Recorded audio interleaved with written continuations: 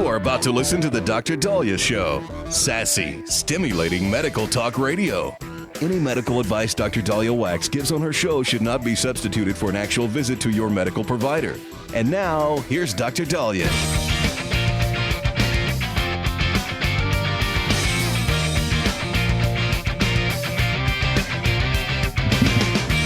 Hi, we are back on Dr. Dahlia Show. Thank you all for tuning in. 1-877 Dr. Dahlia, 1-877 DOCDALI. So you're going to see stories that newborns are bleeding to death. And Robert F. Kennedy Jr. is to blame. And where this is coming from is we in the hospital, as soon as a baby is born, we give vitamin K shots.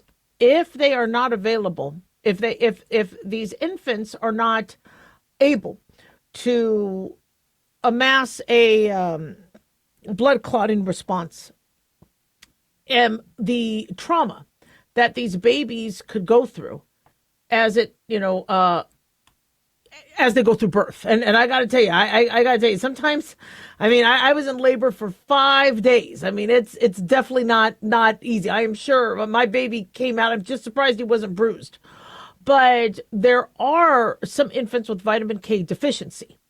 And if we routinely give vitamin K shots to ensure that week-old babies don't bleed to death. Some of them can seize, have breathing problems, and so it has now been recommended that we give vitamin K.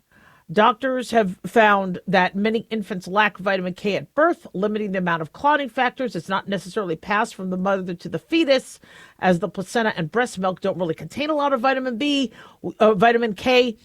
You don't really get vitamin K until solids. So now they are able to ensure that we can prevent babies from bleeding internally if we give them vitamin K. However, because of, and I called it, I think a lot of us did, once people did that COVID vaccine mandate, you would have parents go, okay, wait a second, I don't trust the system. And the way we did the COVID vaccine rollout, and now you have parents going, to heck with this. I don't want any shot going to my newborn. And so now what's happening is we have a lot of parents say, I don't want my child to get any shot. So a 7-week-old boy from Maryland experienced sudden seizures. A Kentucky newborn threw up before becoming lethargic, and then a girl in Alabama stopped breathing for several seconds right before they died. This was reported by ProPublica. And they say their conditions could have easily been prevented with one standard recommendation at birth, the vitamin K shot. So these babies had vitamin K deficiency bleeding. It's a rare but potentially fatal condition. And so now there's a lot of discussion of, what's going on. Now, I have never heard, I could be wrong, I've never heard RFK Jr. say not to get vitamin K. The only thing I have heard as it pertains to newborn vaccines has been the hepatitis vaccine at birth, where he suggested that if parents want to do it when the child is a little older, assuming that child is not exposed to hepatitis B from the mother or the father, they could maybe wait after being 1 day old. But that has nothing to do with the vitamin K shot. But what people are doing is they're saying that RFK Jr.'s attitude is causing distrust. I don't think his attitude is causing distrust. I think people had distrust originally. And when they asked doctors and they asked individuals, why can't I wait on this? Many doctors said, you can't. Just do it. Because doctors can get in trouble. I can't tell you how many patients of mine wanted to be on a delayed vaccine protocol. And I would try to work with them, but when I went to the health department to help me with it, they were like, no, don't do it. I'm like, well, the parents at least want a vaccine. Don't you want to kind of work with them? If I kick them out of my office, that child doesn't get vaccinated at all. And the health department's attitude was no. They do it our way or the highway. And that was a little difficult at the time. And so, I told them, look, let's try to all work together. Let's come up with a plan. Because I understand parents were worried about their child getting 6 shots at once. It's not easy, but I vaccinated my kids. I'm glad I got the vaccines I did. I'm glad what we've done in terms of progress with polio and hepatitis, and we've done amazing things. But when a parent says, look, I'd like to wait or I'd like to do a delayed schedule, I think we should have a process where we could work with them. I know a lot of doctors like, no, you got to do it now and you got to do it. But listen, if we have no flexibility, then we're seeing what we're seeing now, where parents are like, to hell with all of it. I have never seen such a high population of parents who don't want to vaccinate their kids. And a lot of it stemmed from the vaccine rollout when people rose their hand and said, look, can I just, wait and see? Can I vaccinate after I give birth? Do I have to do this vaccine when I'm pregnant? Do I? And with the attitudes and the anti-MAGA sentiment and all that, it scared people. And they're like, so I guess this is political. Now, I thought medicine was medicine. And even though I support vaccines, and I do believe the COVID vaccine helps, and I do believe it, just once you mandate and you come up with these BS rules, well, you need to get the COVID vaccine so then you are completely immune and you don't give COVID to anybody. Well, when they first said that, I was like, but no, you could still get COVID and you could still pass it to others. So don't lie. Be honest. Say you're doing it to minimize morbidity and mortality. But don't accuse people that they're going to be spreading COVID to other people, because you could get the flu shot and still, expose others to flu. Yeah, you could still get shingles with the shingles vaccine. You're not because of the vaccine, but you could get, even if you're shingles vaccinated. I mean, this is common sense, common science. But when it got politicized, you had parents say to hell with everything. And I like the vitamin K shot. The vitamin K shot has been recommended to all newborns since 1961. And I don't really know of any side effects or any individuals that got hurt from vitamin K. And if a baby doesn't get it, they could have severe hemorrhaging of the brain, gut, seizures, bruising, vomiting blood and stool, brain damage, even death. And so, this is, this isn't RFK Jr.'s fault. This happened before. And I'm really frustrated because it's going to take probably years to try to get people's trust back. RFK Jr.'s trying to say, look, we're going to have transparency. We're going to give parents, choices. But unfortunately, you have people saying, you know what, forget all of it. And I'm a little nervous about that. 1-877 Doc Dolly.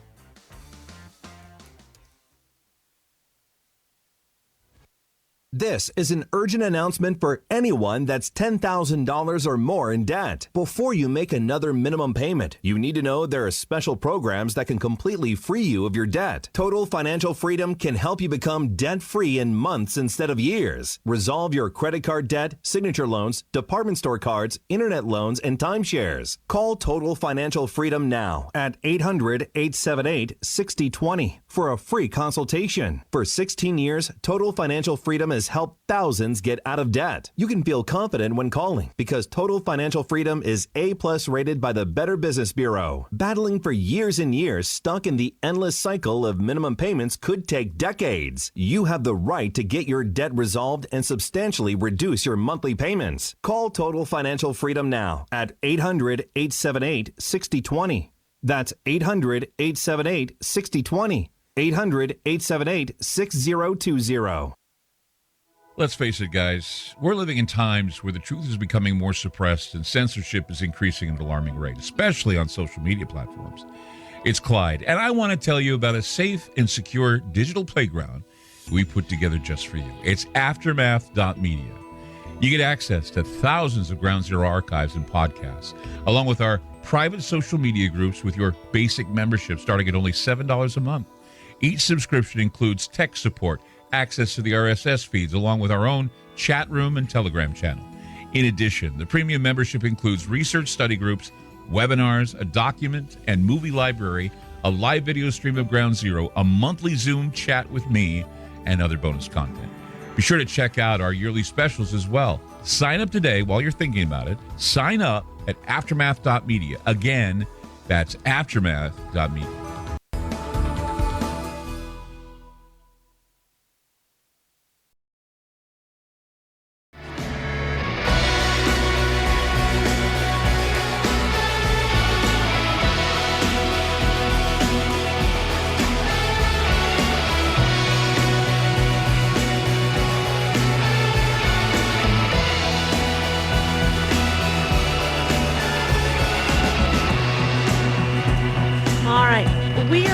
Dr. Dahlia Show. Thank you all for tuning in. 1-877-Dr. 1-877-DOCDALI. Big thanks to Talk Media Network for making the show happen. Big thanks to Daniel, our producer, and big thanks to you all for tuning in. We really do appreciate it. Don't forget to follow us on Twitter or X at Dr. Dahlia, Facebook, The Dr. Dahlia Show, and on YouTube, click like and subscribe. So one thing that kind of makes me nervous is how quickly people are going to the I wish they were dead. That's frightening to me. When I had patients going through horrible divorces, anytime when we saw a patient, we would always, especially if they were, struggling with mental illness or struggling with depression or anxiety, we would always ask about suicidal ideation, homicidal ideation. And, you would hear, people go through horrible divorces or horrible issues with their boss or et cetera. And, they would say, I really don't want them dead. I know I said I wish they were dead. I don't. I just want the lawsuit to stop, or I want, and I get it. I mean, listen, for centuries, obviously people didn't like other people. I wanted Hitler dead. That not an uncommon thought to come into your head if somebody is very, very evil and cruel, but you want to never act on that, and you don't want to embrace that, etc. You don't want to celebrate a thought like that. It's not uncommon for humans to think of suicide, think of that. But your job as a healthy human of strong mental health is to understand that those options are not good and to not go there. Now we are of this day and age where people are celebrating the idea of somebody being dead. And it's almost the first go-to. Now, so if I didn't like our president, I would say, guys, we got to get out and vote. Instead, like you saw was it Kathy Lee Gifford? No, who was it? Kathy Lee Gifford? I forget, the one that where she was holding a beheaded Trump. And then Mark Hamill posted this picture. And I'm a big Star Wars fan, but Mark Hamill wrote, "If only," and it's a picture of Trump being in his grave.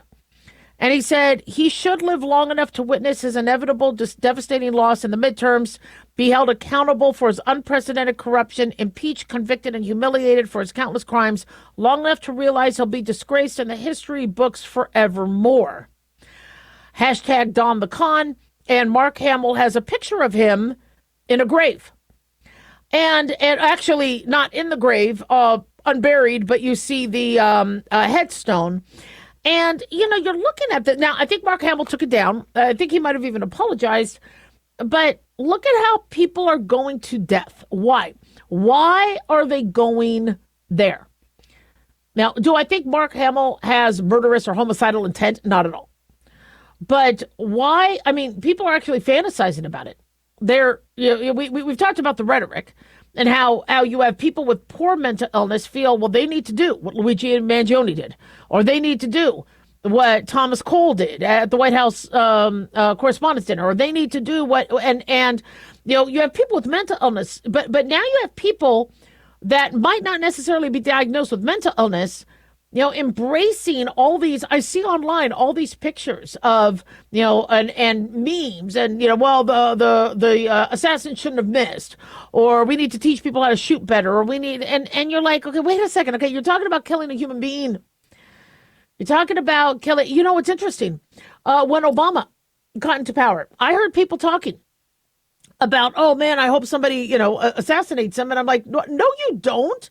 Who's, And I was shocked. I don't know who these people were, but I was like, what? He's our president. If you don't like him, then you vote in the next. But the fact that that's what people are talking about, that they're hoping somebody would suffer the same fate as Abraham Lincoln, as John F. Kennedy. Are you kidding me? But it's not even, me overhearing people talk. This is now all over the internet. Mark Hamill felt that he had a robust enough fan base that would agree that they would want our current president, who was voted in, dead. That's frightening thinking. I mean, because if you don't like something and you don't like, and look, I've had some people in my life, not a lot, but I've had some people in my life who have really tried to ruin my life. I never wanted them dead. I wanted to work with them, figure out why, try to stop them from messing with me very diplomatically. But you don't want somebody dead. I mean, come on. In fact, it's interesting. Anybody that ever wronged me, I still, nobody could even tell. I mean, we all look like best friends. I mean, we look, and there's only been very few people that tried to screw with me. And now it's bots, right? Because for some reason, somebody's messing with my Twitter account and I can't go on my Twitter. So that's a little tricky. I don't even know how to diplomatically deal with a bot because you can't talk to somebody. But, I get when you don't like somebody, and I get if you don't like our president, or you don't like Obamacare, or you don't like Project Freedom. I get that. But to want somebody dead and to share that rhetoric, I mean, in other countries, you'd get in big trouble. Thank God with America, in America, we got freedom of speech, but advocating for somebody to be killed or somebody to be dead, not cool. And the worry I have is the younger generation looking at those are the only two choices. Either accepting the person or them being dead. We're not teaching people that there's other options. There's other ways. If you don't like something that's going on, you have other options. Now, maybe it's because people feel like they don't have options. Maybe they feel like, look, now with all the gerrymandering, I'm never going to get a vote. Or with, my living in a blue state or a red state, I'm screwed. Maybe people feel like no matter what, they'll never get a say. And that's what really, really bothers me, because whoever is the president needs to represent all of us. And I can't stand how, like what we saw with FEMA, where, you saw that text saying if somebody has a Trump sign, don't go there. Come on, man. Okay, I mean, if you are the president, you are supposed to make sure that all your constituents get the help they need. And I understand that might not have been from Biden per se. That was somebody within FEMA. But come on. All right. Everybody needs to be represented. Same thing with Trump. Trump has to represent all of us. Yeah. And so, we might not feel represented. We might not feel heard, but you don't go to dead. I mean, that's not where your go-to is. And, we're finding that a lot of the, newer, the current generation, even if they're older, don't seem to know how to work through things. There's no appeal anymore. You appeal. It doesn't. Every time I try to appeal something, whether it's been tech or something, it just never works for me. And so now you're thinking, you know what? There's no appeal. And when you think there's no appeal, you're like, okay, wait a second here. I have to just get screwed. People don't like feeling trapped. People don't like feeling screwed. But we're not teaching people how you have other options. There's other ways to deal with things. There's other ways to work through things. But instead, what we're seeing online, what we're seeing out of celebrities' mouths is, well, they need to be dead. The only way we recover or we progress is if it's on the death of somebody else. Okay, that's frightening. That's really, really frightening. And you can't make people believe, I mean, some people believe that Trump is the most evil thing. Some people feel Trump is the best president ever. I mean, that also kind of blows my mind. How do you have two Americans where one, thinks he's the best president ever and one thinks he's the worst president ever? Why, what is it that you're not getting? What is it that you're getting? What is it that you're seeing? What is it that you're not seeing? What is it that you're believing? What is it that you're believing? But never go to this person has to die. I mean, somebody's trying to kill you. Somebody's throwing you in concentration camps. Somebody is attacking you because you're Polish, because you're Jewish, because you're LGBTQ, and you're going to die as a result of that. Yeah, we arm up. Somebody not letting you worship. Somebody shooting up your Catholic school. So you need to protect yourself. But somebody who's elected president or elected officials, we don't want them dead. There are elected officials. You might not like them. Vote them out. They're only in office 4 years. There's midterms. You have other options. So I believe Mark Hamill kind of, I think he took that down. I think he apologized. Hamill said it's one thing for him to have sneaked by the first time, but then he got reelected. That's on us. He said, that's what I'm really ashamed of because I always thought there are more decent Americans, honest Americans than there are others. So that is, I think, bothering a lot of people, how some people really felt that that America is not on the same, when you say I'm American, you want to think that you're all on the same, page. I'm a Dallas Cowboy fan. We're all on the same page. You're not always on the same page. And that's okay. All right, that's okay. Not every Democrat thinks alike. Not every Republican thinks alike. But you don't go to the person needs to be dead. 1-877 Dr. Dolly, don't go away.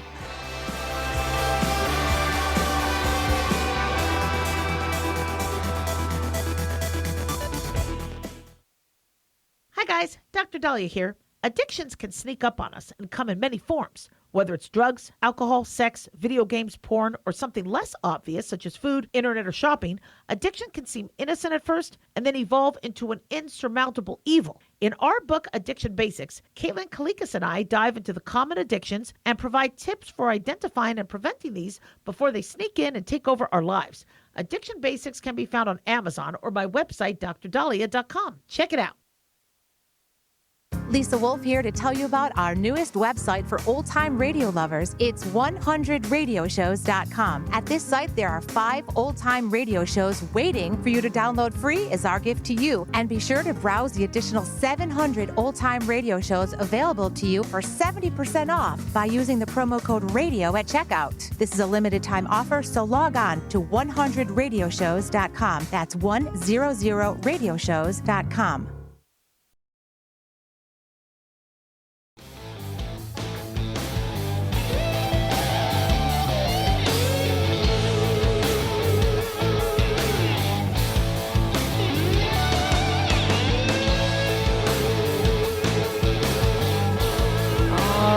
You're back on the Dr. Dahlia Show. Thank you all for tuning in. 1-877 Dr. Dolly, 1-877-DOCDALI. So the Justice Department has ruled that UCLA David Geffen School of Medicine engages in racial discrimination in admissions, favoring Black and Hispanic applicants with lower credentials over white and Asian counterparts, according to the College Fix. They say the UCLA's admission process has been criticized for prioritizing racial diversity over merit, with evidence suggesting the school believes better patient care is linked to racial matching between doctors and patients.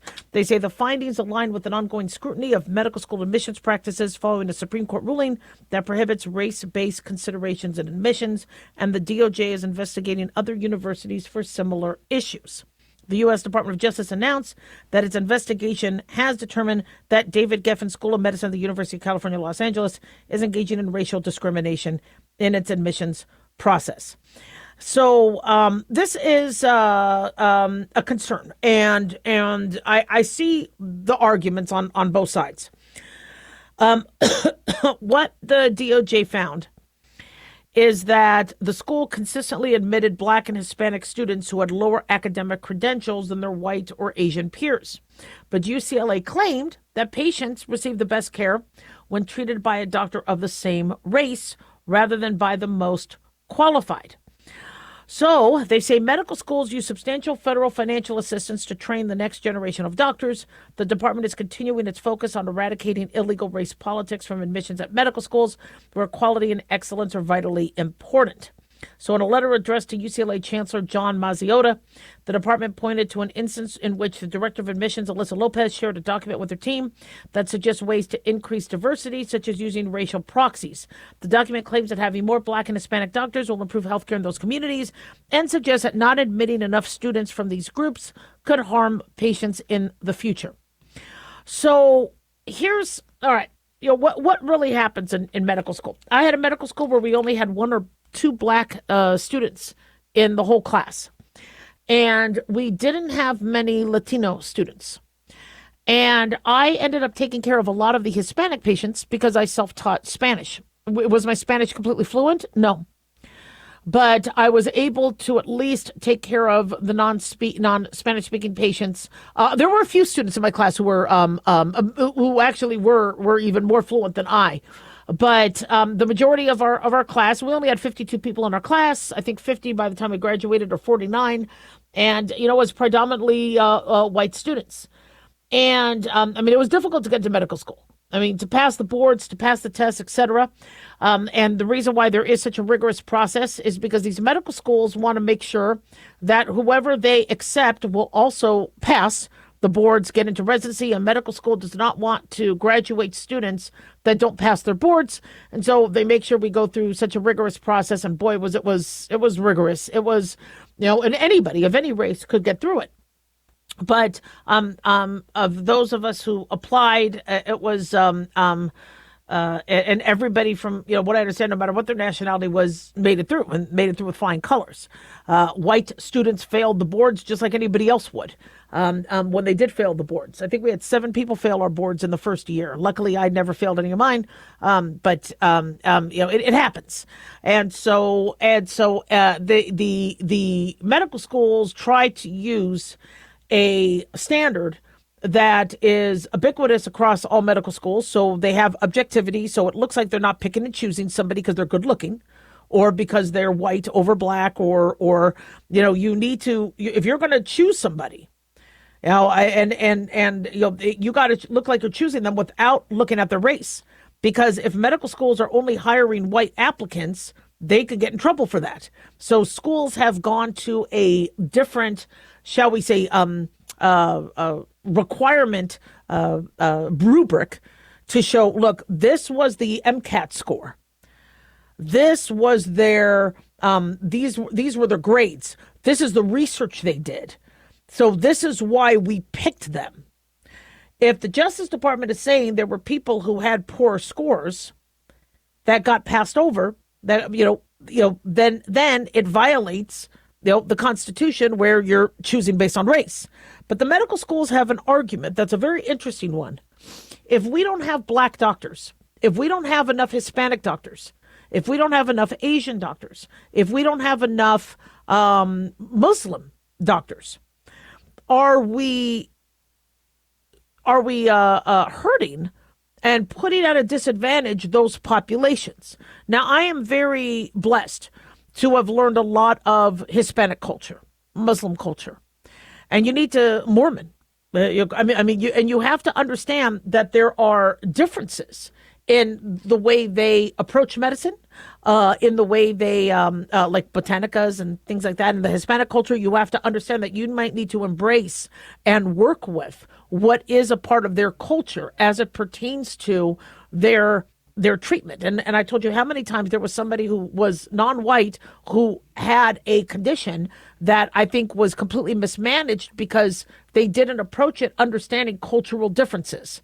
The problem is a medical school is not going to be able to, with every single class, have representatives from all. You're not going to have Ukrainian, Russian, Nigerian, but you may not have. And so you have to train every doctor to know about the cultural differences. When you have a Muslim patient who is halal, that cannot have pork-related products, you won't be able to prescribe them gelatin medication. You might have to understand that they might not be able to, some of them might not be able to have their hair exposed. There might not be able to be men in the OR if they're not allowed to be near men alone without their husband or without their head covering. And so these are different cultural for American Muslim. I mean, this isn't people that are visiting these are Americans in our and we try to embrace their culture. And so I believe rather than the schools say, well, what we're going to do is we're going to just try to pick. So we have at least one graduate from here, one graduate from, who can take care of these patients, one graduate. Every doctor needs to be able to take care of every patient. And I found that I was very limited in what I learned in terms of Black patients. And I had talked to my doctor, Dr. Johnny Woodson, who taught me dermatology. And I told him, we didn't get a lot of medicine with Black patients. And our Black patient population was very limited depending on where you rotated. I did my dermatology at the VA hospital through UCLA in not Visalia, It was near there. I think Olive View. I think I was at Olive View. No. I forget where it was for. It was a VA hospital, but they were all Vietnam, World War II vets. Some even, and they were white. And so when I had a patient who had what he thought was a spider bite that was biopsied and was inconclusive, and I biopsied it. It was inconclusive again. I go, Johnny, I need you to look at him. I go, I bet that this has a look that I'm just missing because I can't tell, based on the skin pigmentation. And I was right. He actually ended up having a Kaposi sarcoma. Now, that is very obvious. You could see that across the street on a white individual. Couldn't tell on a black individual, even though I biopsied it. And the biopsy did not say Kaposi sarcoma. Kaposi sarcoma, you can get if you have HIV. And so sadly, he was never diagnosed properly. And thank God, Dr. Johnny Woodson was able to diagnose him. It took a third biopsy, but finally that third biopsy said Kaposi sarcoma, and then an HIV was run. So we do perform better medicine when you understand the cultures and you embrace and you understand that there are differences, and you ensure that you are not just treating everybody the same. But from an admission standpoint, especially if you're getting government funds, you can't say, well, we're just going to pick and choose who we're going to. There's a better way to do it to ensure that patients are going to be able to have access to physicians who understand their needs. 1-877 Dr. Dolly.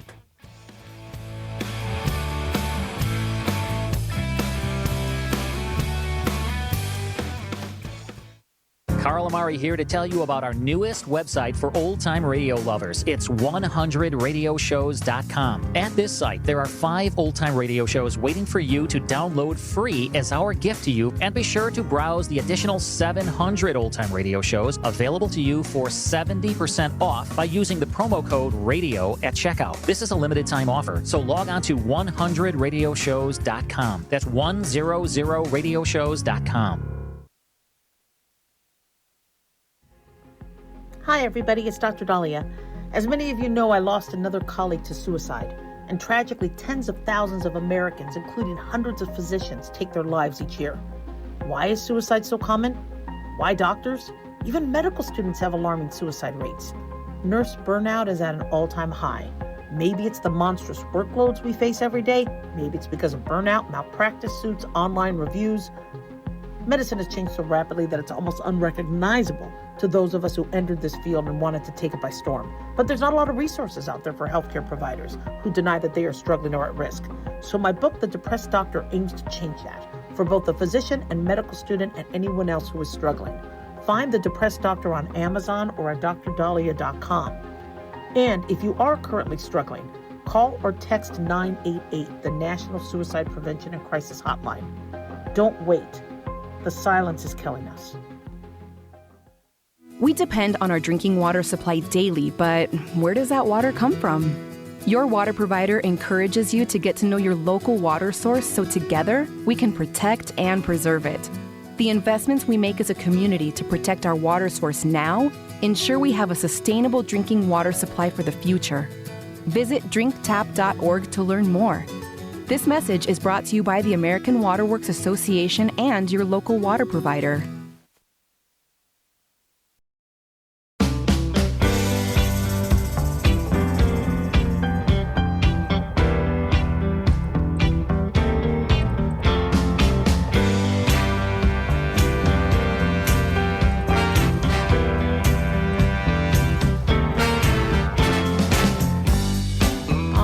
We are back on the Dr. Dahlia Show. Thank you all for tuning in. 1-877 Dr. Dahlia, 1-877 DOCDALI.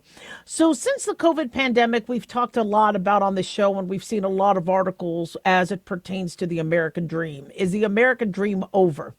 And I remember us discussing this 6 years ago, going, don't let a virus, don't let government mismanagement of an infectious disease, affect our abilities to do what we need to do. But sadly, we were kicked out of our jobs.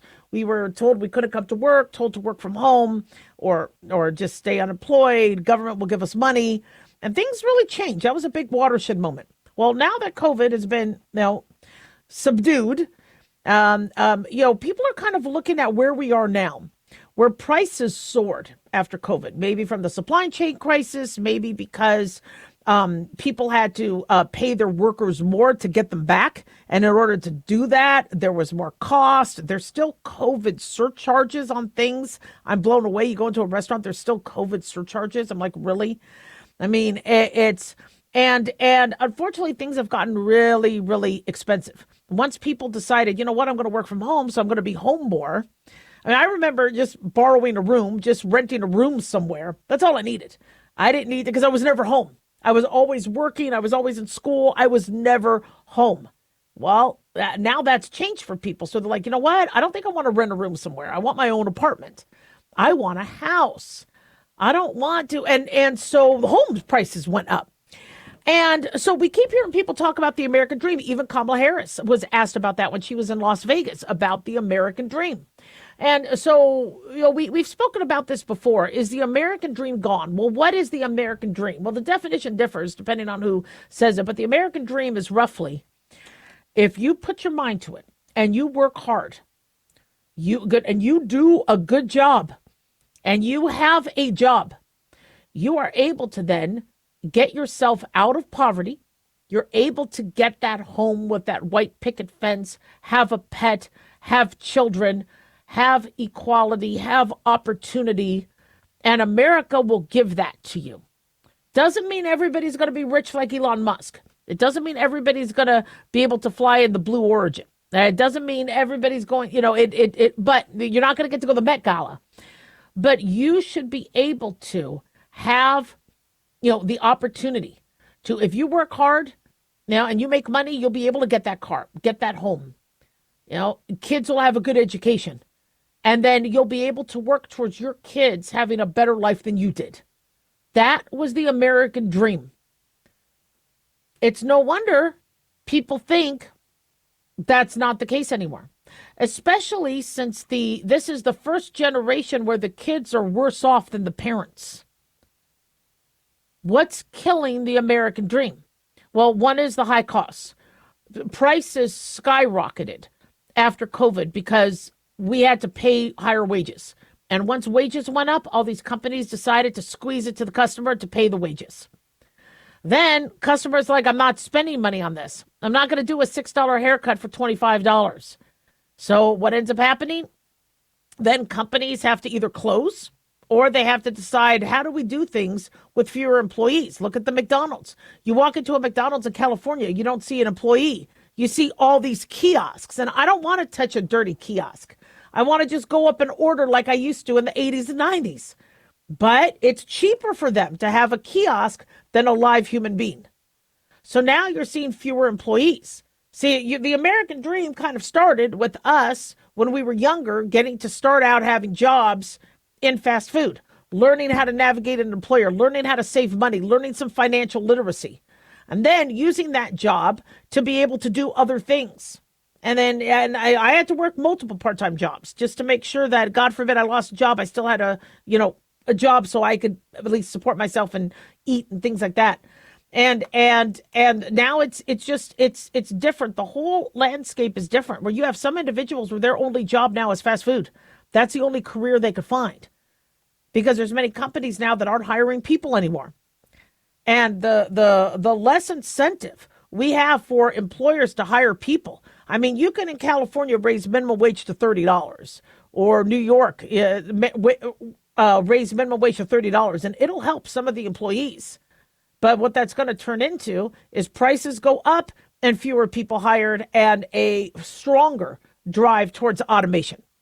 I know you might want to disagree, but I really think that COVID was the big driving force of that, because employers had to just offer the world to get employees to come back and work. Raises, bonuses, sign-on bonuses, and it just you can't afford to do that. If labor is already your highest cost to doing business, and now you almost doubled it, there's only so much you could do to the price point of your product or service. So now here we are today, where people can't afford the home, they can't afford their apartment, Now, the apartments, that's a whole nother thing. With the evacuation moratorium or the eviction moratorium that happened, you had a lot of landlords got screwed. So what did they do for their tenants who paid? They raised the rate because they weren't getting paid from tenants who weren't paying anymore, and they couldn't wait for the government bailout, which a lot of people said did not cover all their costs, let alone damage and things like that happened to some of their places. Now, these landlords are like, at any time they could bring back the eviction moratorium, so I better collect what I can. Now, apartments are ridiculous. Renting homes are ridiculous. Trying to buy a home is ridiculous. Not to mention China and other countries are coming in saying we could buy this stuff cash and raise the rate. We could buy neighborhoods, spend X amount of money, raise the comps, and now we could say to move in here, it's going to cost X amount of money. So here we are today where the average American can't find a job, can't afford their home, can't afford having kids. Going to college doesn't help anymore because everybody and their mother has a degree, and these degrees don't guarantee you a job. The American dream is starting to go.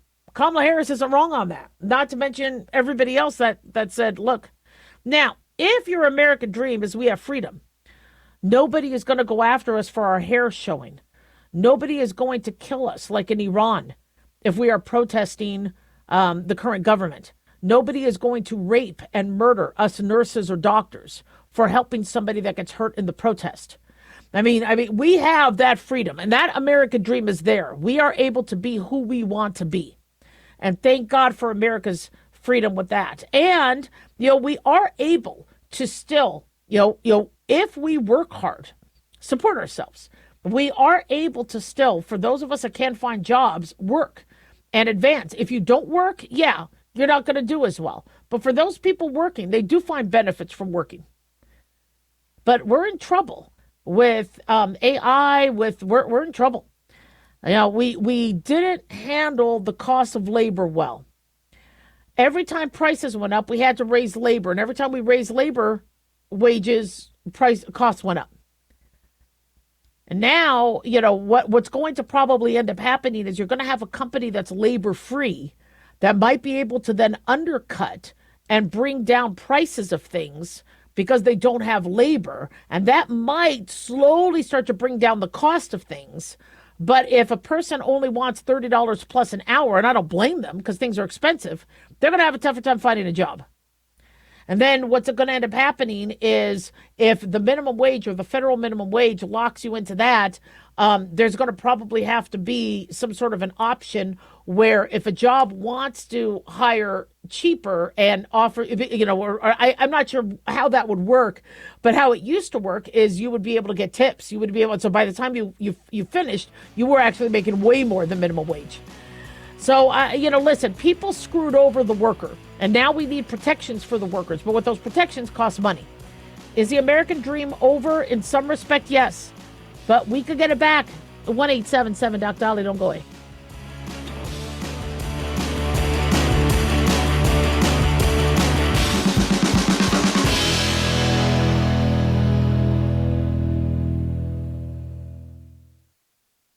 Can you believe, with all the recent violent protests, looting, and destruction, some areas are considering either defunding or abolishing the police?